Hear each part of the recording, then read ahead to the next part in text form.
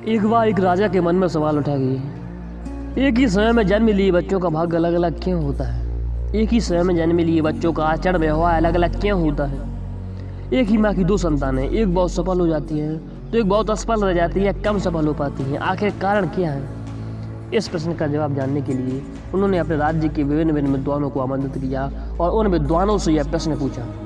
तो उन विद्वानों में से कोई एक विद्वान बोला कि आपके इस प्रश्न का जवाब नदी किनारे एक संत रहते हैं वह दे सकते हैं। तो राजा उन संत के पास जाते हैं और देखते हैं कि वह संत आग की गोली खा रहा है। राजा को बड़ा अजीब लगता है। फिर भी राजा उन संत से प्रश्न पूछ लेते हैं कि क्या आप मुझे बता सकते हो कि एक ही समय में जन्म लिए बच्चों का भाग्य अलग अलग क्यों होता है।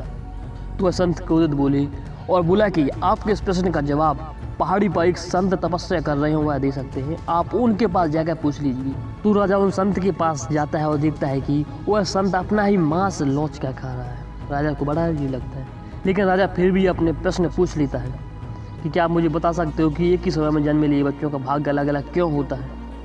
तो वह संत क्रोधित होकर बोला कि इस तरह के प्रश्न मुझसे मत पूछना, आपके इस प्रश्न का जवाब अभी अभी एक बच्चे की मृत्यु होने वाली है, वह बच्चा आपके प्रश्न का जवाब दे देगा। तो राजा उस बच्चे के पास जाते हैं और उस बच्चे से पूछते हैं कि क्या आप मुझे बता सकते हो कि एक ही समय में जन्म लिए बच्चों का भाग्य अलग अलग क्यों होता है। तो उस बच्चे ने कहा, देखिए, जब आप उस नदी किनारे उस संत के पास गए और आपको पहाड़ी पर संत मिला और हम चारों पिछले जन्म में भाई थे। हम लोग जंगल में रोटी बना रहे थे तो एक संत आए, तो हम लोगों के पास एक एक ही रोटी बची थी। तो पहले उस संत ने जो आग खा रहा है उस व्यक्ति से मांगी, तो उस व्यक्ति ने कह दिया कि अगर मैं ये रोटी तुझे दे दूंगा तो क्या मैं आग खाऊंगा, इसलिए वह इस जन्म में आग खा रहा है। जब उसने मांस लौचने वाले संत से पूछा कि क्या आप मुझे रोटी दे सकते हो, तो उसने कह दिया कि अगर मैं तुम्हें रोटी दे दूंगा तो क्या मैं मांस खाऊंगा। और उस संत ने मुझसे भी रोटी मांगी तो मैंने ही मना कर दिया, लेकिन जब उस संत ने तुमसे रोटी मांगी तो तुमने आधी रोटी उस संत को दी, आधी स्वयं खा ली। इसलिए हम तीनों को श्राप मिला और आपको आशीर्वाद मिला।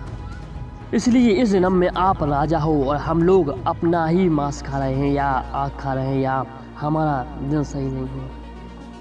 गाइस, एक छोटी सी कहानी हमको सीख देती है कि हमें सदैव कायम अच्छे कहना चाहिए। क्योंकि कहा भी गया है कि जैसे कायम करोगे वैसा ही फल मिलेगा। आज आप इस धरती पर जितने भी महान लोगों को देखते हो बिगिनर जो नहीं होते हैं और बाकी लोग संघर्ष ही कहते रहते हैं। इसलिए इस बात को याद रखना, जिससे कायम करोगे वैसा ही फल मिलेगा। श्री कृष्ण ने भी कहा है कि कायम करो, फल की इच्छा मत करो।